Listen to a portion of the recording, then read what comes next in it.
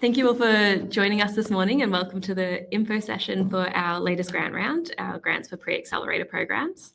Before I jump into the session, I first wanted to acknowledge the traditional owners of the land on which we're meeting on today. The Wurundjeri people is the land that I'm on, but obviously for each of the lands that you're on as well, and pay my respect to their elders past and present. We have quite a few on the call today, so I'm going to walk us through kind of what this grant round is, eligibility, definitions, timelines, kind of the assessment criteria. But if you've got questions as we go, feel free to pop them in the chat.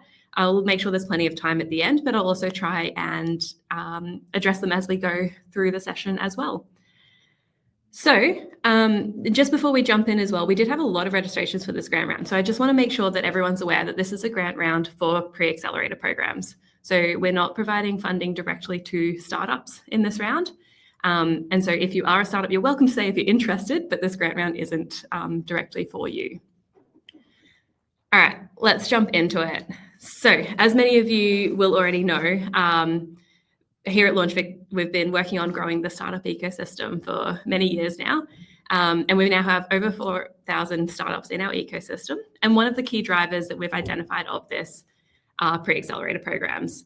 They provide that support, early advice, and networks to aspiring entrepreneurs. We've supported 30 of these pre-accelerator programs across a range of sectors to date. So in this grant round, we're now seeking to fund additional pre-accelerators that support early stage founders, and in particular, those focused on building AI and deep tech startups. LaunchVic welcomes pre-accelerators targeted towards the VicGov priority sectors. So these include things like health technologies, circular economy, agribusiness, digital technologies, including AI and quantum, and advanced manufacturing and defense. There's a link that down the bottom of the slide and in the grant guidelines where you can find that list. However, and we can chat about this more as well, sector agnostic pre-accelerators may also apply, but to be competitive, they should demonstrate a strong AI or deep tech component in their service delivery. And there's a few ways that could look. This initiative is for both existing and new organizations. And so it's to apply for funding for a pre-accelerator for startups, but it doesn't matter if you have been running one for years or are new to this. We'll have a chat about kind of the experience that we're looking for in the delivery team as well as part of this session. All right, so the objectives of this grant round. As you've probably picked up, I've said the words a few times already, but we're trying to encourage the creation of AI and deep tech startups and get more of those really going in our ecosystem. And as part of that, obviously, we're helping to bring ideas to life and helping entrepreneurs create their first MVPs. So we're really talking about those early stage pre-accelerator programs. We're looking to increase the pipeline of quality startups entering accelerator programs in Victoria. So pre-accelerators, we know, often provide a path to accelerator programs. And we're looking to support startups to be successful beyond their program as well. So making sure that they're set up with the right guidance, resources, networks, whatever that looks like, to be prepared to help them scale. So in this grant round, as I said, we're looking primarily towards the Vic government's priority sectors, but open to sector agnostic as well. And they should have that strong AI or deep tech component in their service delivery if that's you. As I said, applications from new and existing organizations supporting startups will be accepted. And you have to have a deep understanding of startup creation and or demonstrable experience in growing startups and startup communities in order to be competitive in this round. Now for the kind of nitty gritties and the numbers. So we've got funding for up to $400,000 in this round. However, this is slightly different to previous rounds we've done. It's a maximum of 2 years that's available. So programs should run a minimum of 2 cohorts in that time, but you're welcome to propose more. And funds, as per usual in our program grant rounds, are to be used for operating costs. And those operating costs include things like staff salaries, rent, event costs, insurance, accounting, legal, marketing. There's a list of it in the guidelines if anyone has questions about that. Great. And I've just seen the question come through from Jonathan, so I'll answer it before I jump forwards. How many grants are we expecting to make in this round? We are As always, it'll depend on the quality of the application, the quality and the quantity of applications that we receive. In this round, we're looking to fund somewhere around 8-ish.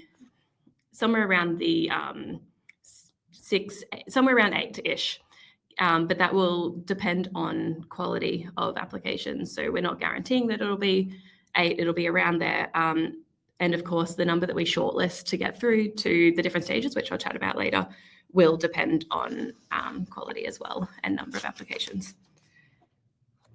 So some definitions. We've got the same definition for a pre-accelerator that we have had in the past. So it's a program targeted at startup entrepreneurs who have a tech-based idea for a startup, and that's important that it's for a startup.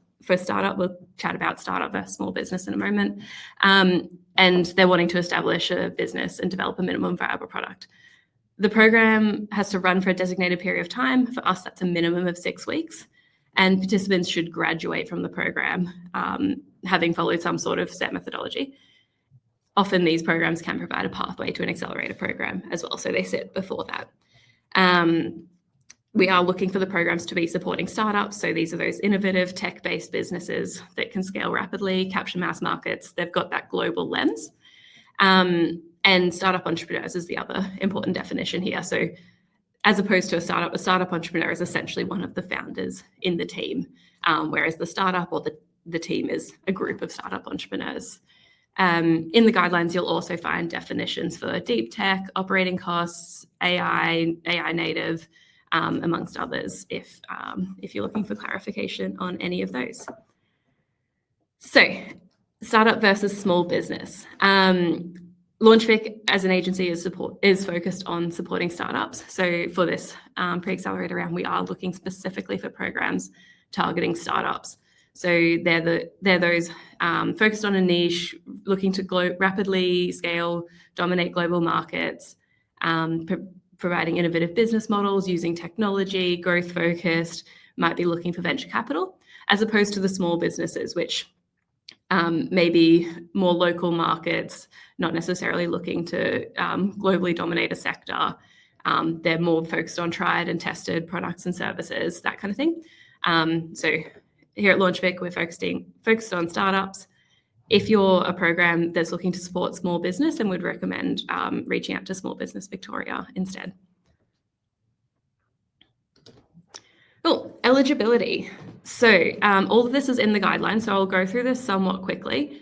But again, it has to be a new or existing pre-accelerator program. So again, not looking to fund startups directly. This is for programs that support startups. It must primarily support Victorian startup entrepreneurs over the age of 18, and again, not supporting startups or startup entrepreneurs directly through this grant round. In terms of applicant experience, we are looking for delivery teams that's got some sort of proven expertise in scaling this early stage or supporting this early stage technology, and ideally some experience in delivering pre-accelerator or other startup programs as well. Type of organization, basically, if you're running a program in the state of Victoria, then you can generally meet one of these. I'll let you guys read this yourselves, but ideally you need to be a registered company organization is the kind of the primary bit here, and then running your program in Victoria. If you're unsure about any of this eligibility though, reach out to the grants team for your specific cases. Grant amount, I've already covered this, $400,000 over a maximum of 2 years. Specifically, I want to call out that we're hoping to contract everyone by April next year, so April 2026, or in April 2026, but you have to finish delivering your cohorts by the end of April, by April 2028. So again, that maximum of 2 years eligibility is eligible.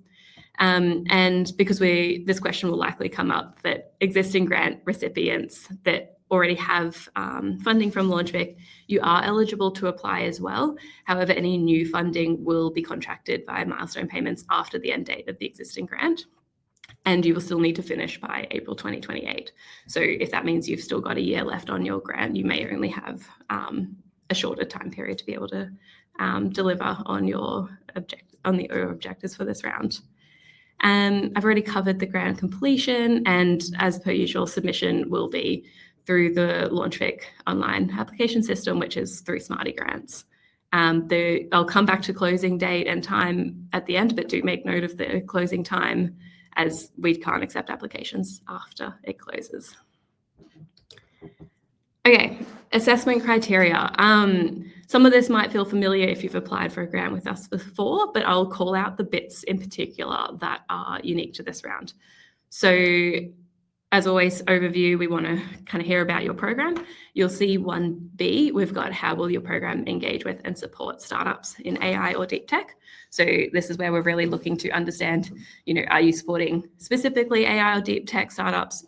Is it that you have an element of AI in your service delivery? What about your program, I guess, makes you fit within this grant round? The second criteria around program delivery, we really just want to hear how you plan to deliver this and when.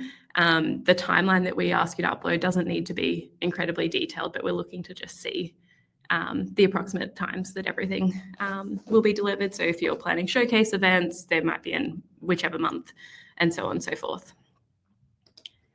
The third assessment criteria, outcomes. So this one, again, we want to know what are the outcomes of your participants, and if there's any specific AI or deep tech, you might like to highlight those as well, although you may have already covered that in other sections. Under B, we're looking to hear how you're planning to support your startups in the 12 months following your program.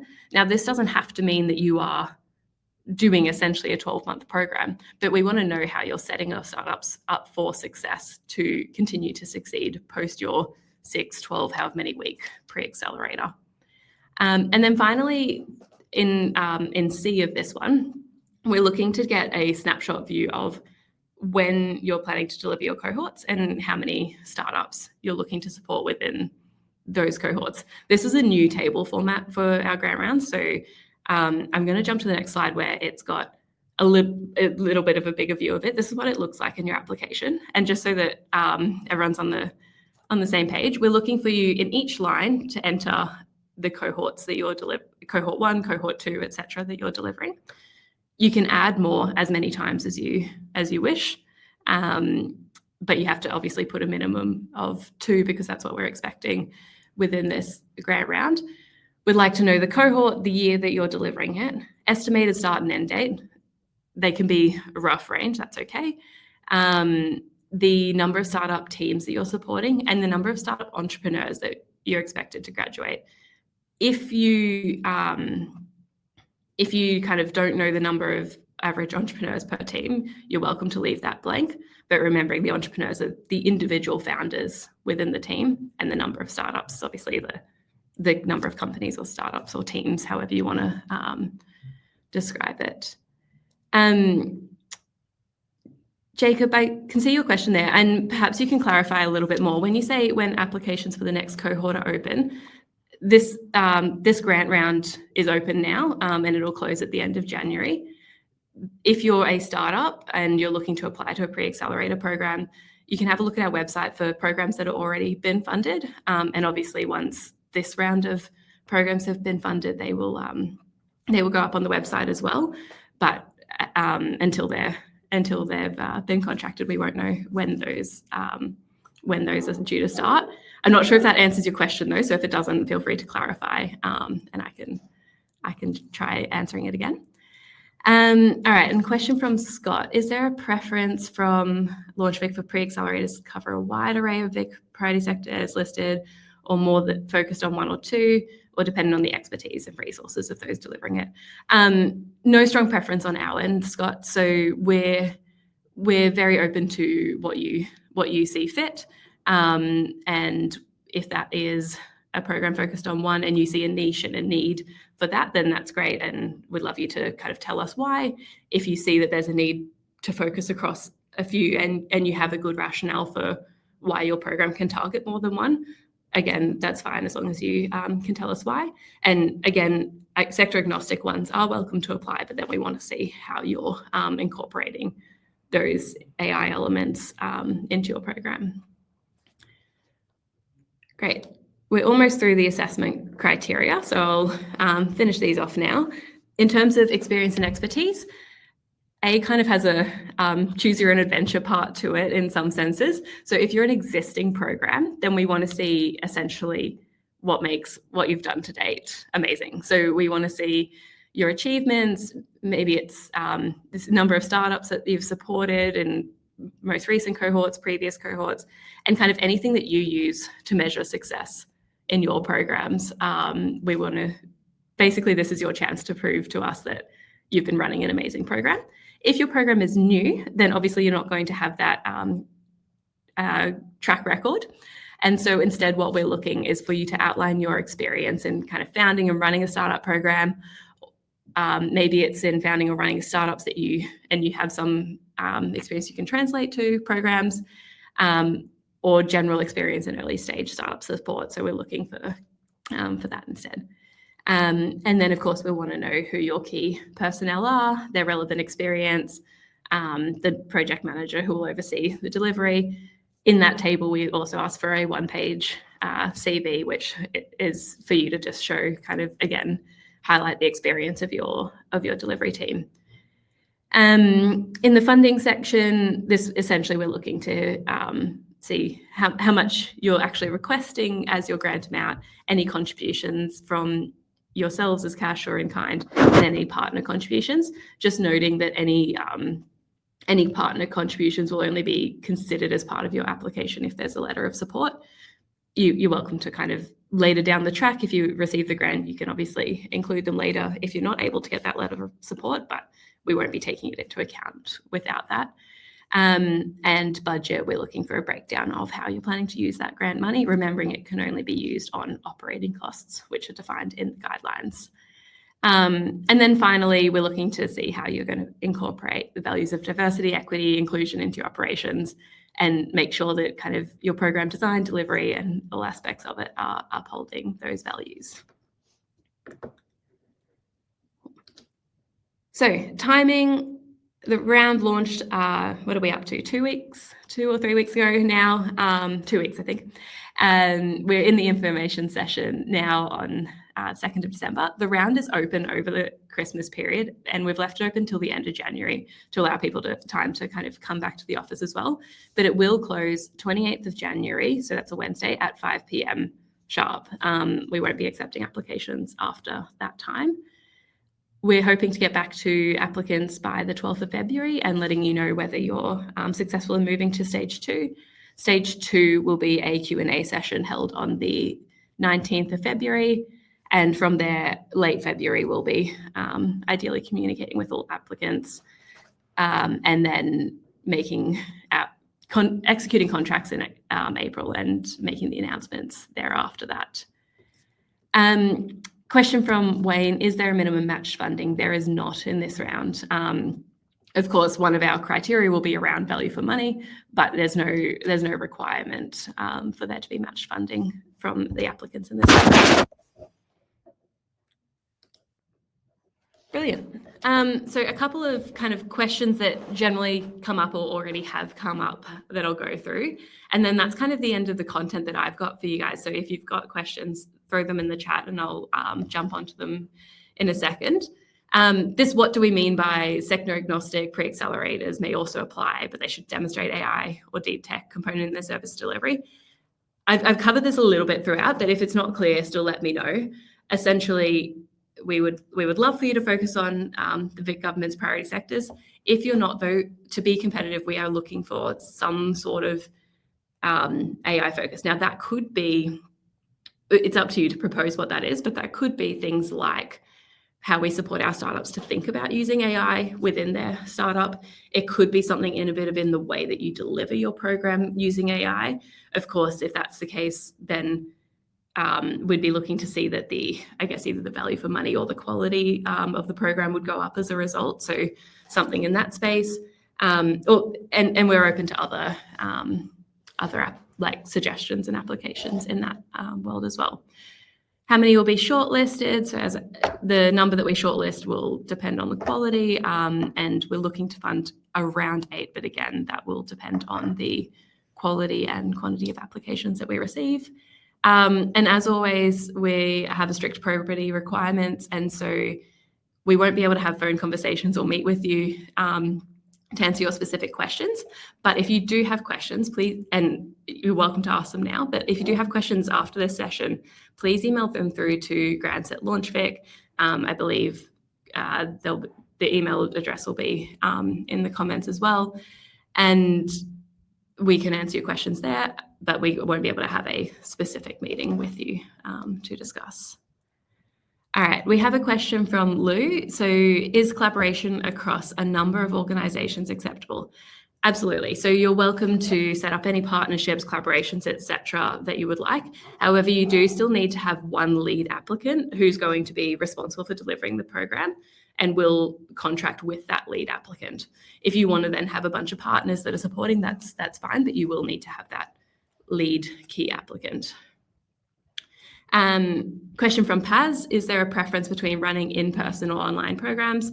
No, we're very open to either, as long as they're focused on Victorian startups, of course. We're open to either in-person or online. As part of your application, just let us know what you're thinking and kind of your justification for why that is the case as well, and what the benefits for startups on both directions are. And there are pros and cons to each. So we're just looking to see that that rationale is thought through. Question from Wayne, how would you suggest a new body present itself as compared to, say, existing programs like Techstars or the unis?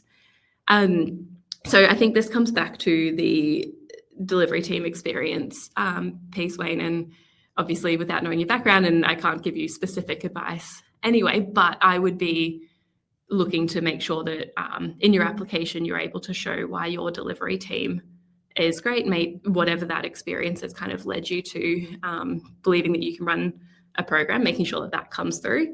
And then, of course, if there's a great program doesn't have to come from an established organization. Anyone can kind of have a great idea for such a program. So a strong rationale for kind of what you're doing and why, and kind of why you're the right person in your background would help your application, I would say. Okay, question from Britta, and give me a moment because this one's a long one to read. So given how quickly AI founders can now build MVPs using agentic tools and no-code vibe coding approaches, often in days or weeks, compared with longer development timelines typical in deep tech, is it acceptable for an AI-focused pre-accelerator to target founders who may be slightly further along in their journey than those in a deep tech program? Yeah, so, okay. Basically, a pre-accelerator program, we're looking to kind of support through to the point of like launching and market, I guess. And then accelerator programs are typically supporting from there later once there's a little bit of growth and traction in the market. So if you're able to fit within that definition, then I think that that's absolutely fine. There's absolutely a bunch of nuance in deep tech versus AI and kind of, like you say, the speed that those startups can grow at. And so I think for us, we'd want to see what is the gap that you're supporting them to fill. Maybe are you supporting them to build those MVPs? Is it something else that you're supporting them in? Versus, perhaps a deep tech program might focus a little bit more on validation space, figuring out the technical hardware, because like you say, that takes longer. And so let me just skim over your question again to make sure that I've answered it. I think, yes, they could be slightly further along. We don't want them to be as far along as, in market with a bunch of growth, because that's where accelerator programs should come in. But as long as they're still at that early stage and they're still kind of testing, figuring it out, then yeah, that's absolutely fine. Okay, Leonore, when you mention an LOI from a partner, is that a third party or my organization? Leonore, I'm going to assume for your question that you're referring to in the funding, the letters of support that commit the funding from a partner organization. So cash or in-kind contributions from yourself, the applicant, is fine. We're taking that as the applicant's applying, so that's confirmed and true. If you've got a partner, so say you are company X and you're bringing in company ABC to do some sort of delivery, and they're going to do that for free as part of an in-kind, for us to consider that, we would want that separate company, your partner, to provide us a letter stating that that is true. But we don't need a LOI, I don't believe, for your organisation as such, that the application acts as that.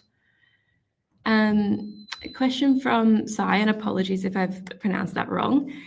Is it open to the provider to overseas startups or Victoria regional startups?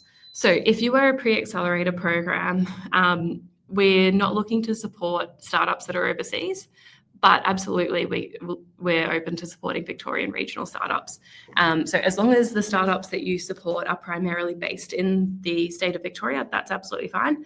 And based in the state of Victoria, we've got a few criteria which I can make sure go up into our FAQs, so I don't mess them up here. But we've got a few criteria for what it means for the startup to be based in Victoria, things around maybe the ABN's registered here or the primary address of the founders, things like that. So I'll make sure that those get put up onto our FAQs. And so, yes, as long as the startup is based in Victoria, it doesn't matter if they're regional or metro, and open to both.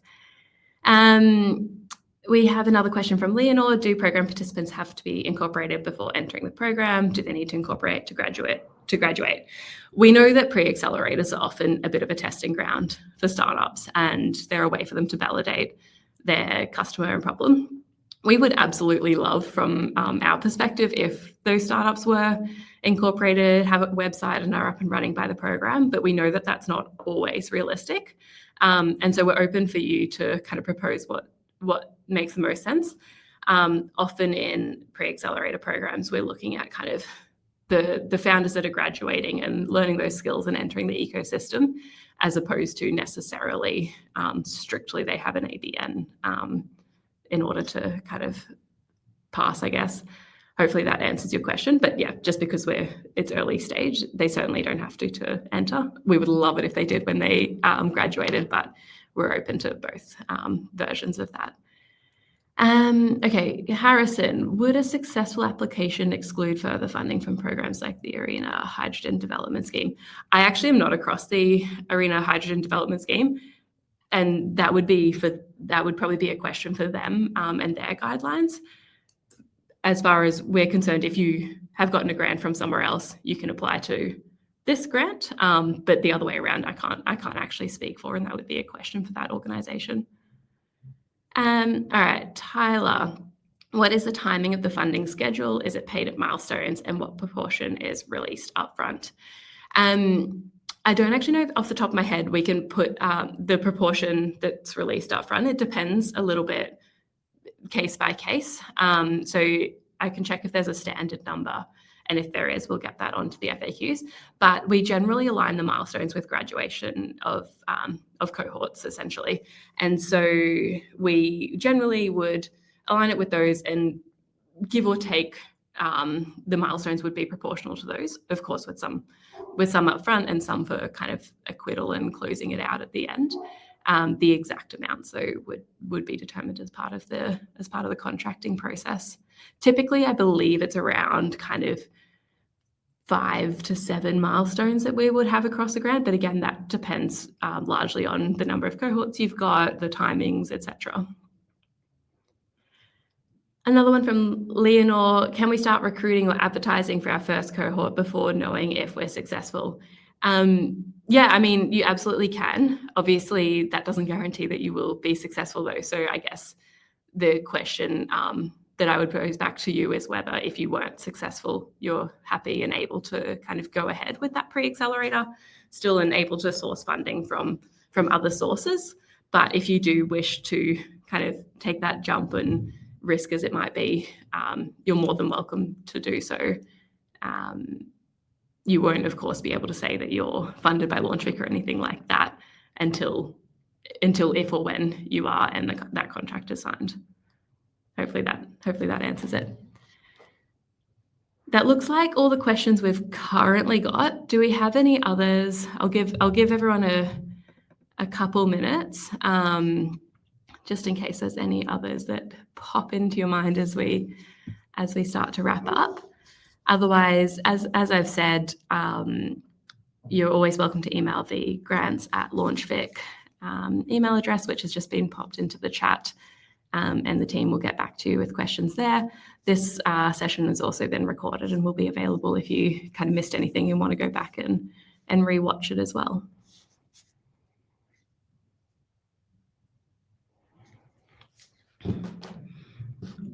All right, looks like that might be it for questions. I might leave it there then, and like we said, send through any. Oh, we've got one more. There's always one more that sneaks in right at the end. Can you accept a mix of deep tech AI, non-deep tech AI, or only deep tech AI?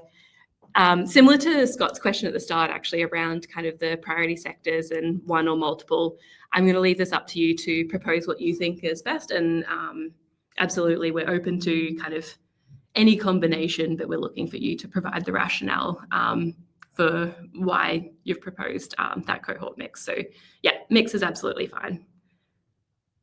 Awesome. Well, if nothing else, I hope everyone enjoys the rest of their morning or day. And yeah, send through any further questions you have to grants, and we look forward to reading your applications.